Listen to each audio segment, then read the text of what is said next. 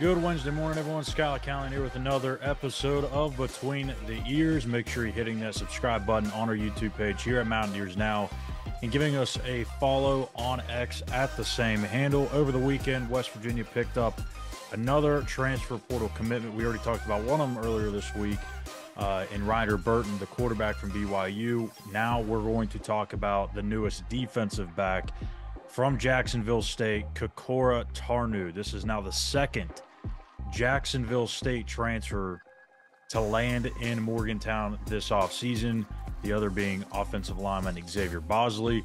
So that little bit of a connection there from Rich Rod, Brandon Napoleon, our guy Gene, his son. Maybe they're kind of nudging these kids to go to Morgantown if they were to leave Jacksonville State. And probably not, but there is a little bit of a connection there in a roundabout way. But more importantly, this is a really good late ad for the secondary. We talked about it during spring ball. We talked about it after spring ball. They were going to need to add at least one more, maybe two more pieces to that secondary. And this is a good start. I don't rule them out from adding another piece. I do think that they could maybe add one more at cornerback. Tarnue did play corner really for the most part during his time at Jacksonville State and also at Rochester, the junior college that he played at the beginning of his career. However, I think this is going to be a player that they're going to move around a little bit because he's got some positional flexibility. He can play the spear, he can play the safety spots, both safety spots, and he can play corner. I just don't think you want to pigeonhole a player like this at cornerback. And when you go and watch some of his tape from Jacksonville State of what's out there on him, he plays the ball really, really well in flight. He plays the ball well deep down the field. He actually picked off Spencer Rattler, who's now with the New Orleans Saints, on a deep ball. He played it really well. The thing I really like about Tarnue outside of his ball skills is his ability and his willingness to come up and play the run. He is very physical. He doesn't look physical. He's not going to deliver the big time blows to these guys like a Carl Joseph or maybe even a KJ Dillon, even though he kind of does remind me a little bit of KJ Dillon in terms of his build. But he's going to come up and lay the wood. He's not going to do it by, again, just knocking people down or knocking people backward as Carl did, but he's going to come up and make hits. And that's what he's wanting to do. He wants to be near the football. And every time you see him come up and make a play in a run game, he usually makes the play.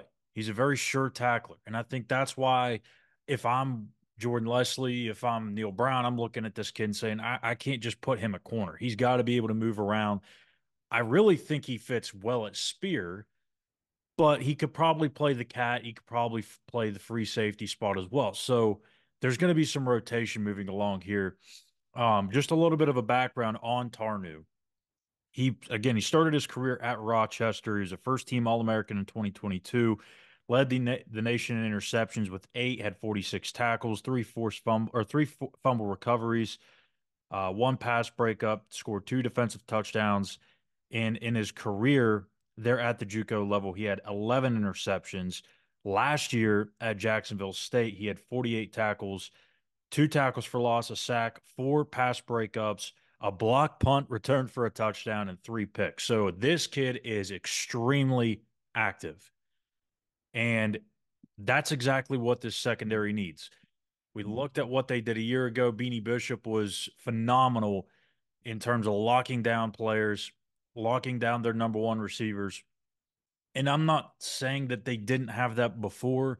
I'm not really saying that they have that now with Tarnue, but you have another playmaker. You have another person that can make plays on the ball.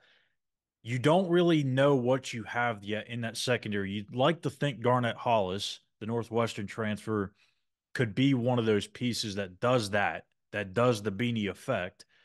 He is a bigger corner, one of the bigger corners they really had here since maybe even Rasul Douglas. Uh, but Tarnue he seems more active around the ball than Hollis. And I think that's why they needed to go get 2 guys in this secondary after all the defensive secondary additions that they've already picked up.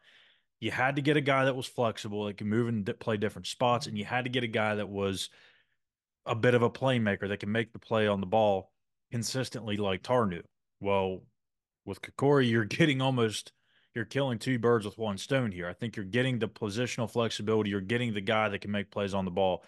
So maybe you don't necessarily have to go out and get another guy, but I think, again, you're going to establish more depth at corner if you can go out and find another cornerback that maybe has, 3 or 4 years of eligibility left. So now, with this addition, let's see what the defensive secondary depth chart looks like. All right, so if you go onto our site at Mountaineers Now, go to this link. It's the updated WV depth chart featuring all newcomers, obviously excluding Kekoura Tarnue because we don't have him in here yet, but that will be updated at some point today, so make sure you go check it out. So it's Spear, Aubrey Burks. We put him there. I know he is primarily a free safety. They moved him around in spring. They gave him a lot of reps at Spear. I don't think they're going to go with Raleigh Collins or Zay Jennings to start the year as the starting Spear. I just don't. Raleigh Collins has a lot of work to go before he starts getting a bigger role. Zay Jennings is a very, very talented true freshman who will play, but I don't think they're going to want to ask him that much in his first year in Morgantown. So I'm going to put Aubrey Burks there at the Spear for now. He's another guy that you can move around. Doesn't have to be pigeonholed into one spot. Cat's where it gets interesting because I think, again, this could be where Tarnue fits in. Maybe they leave Anthony Wilson there. Beyond that, there's some depth questions. Is Aiden Tagaloa-Nelson or Jacob Boyce ready to contribute? I don't know. Free safety, Jaheim Joseph, the Northwestern transfer, and a bunch of young guys. And then at cornerback, you have Garnett Hollis, again, Northwestern transfer. Dantes Fagan, the Charlotte transfer, Jacoby Spells, is listed on here, but we don't know how long his injury is going to take for him to come back. We do believe that's going to spill a little bit into the season.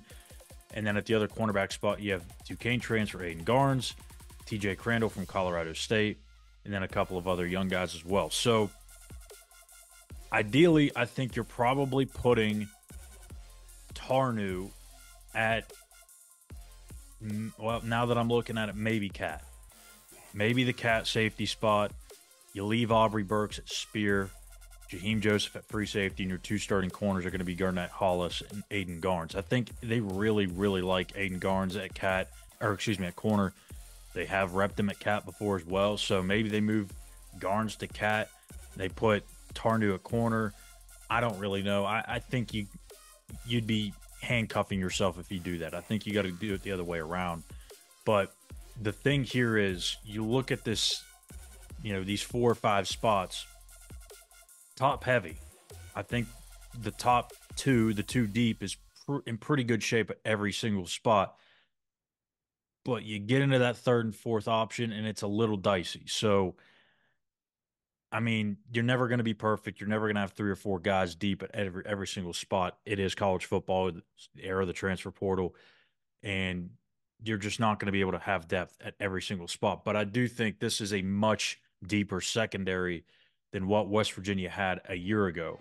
And Tarnue is going to play a big, big role in that. He's going to be able to line up at several different spots. So let me know what you guys think. Go to YouTube, search his highlights, and let me know what you guys think. Come back to this channel. Let me know in the comment section here on Mountaineers Now. Give us a subscription. Give us a like. And we'll be back here tomorrow morning with another episode of Between the Ears. I'm Schuyler Callihan. We'll see you guys here tomorrow morning. Take care.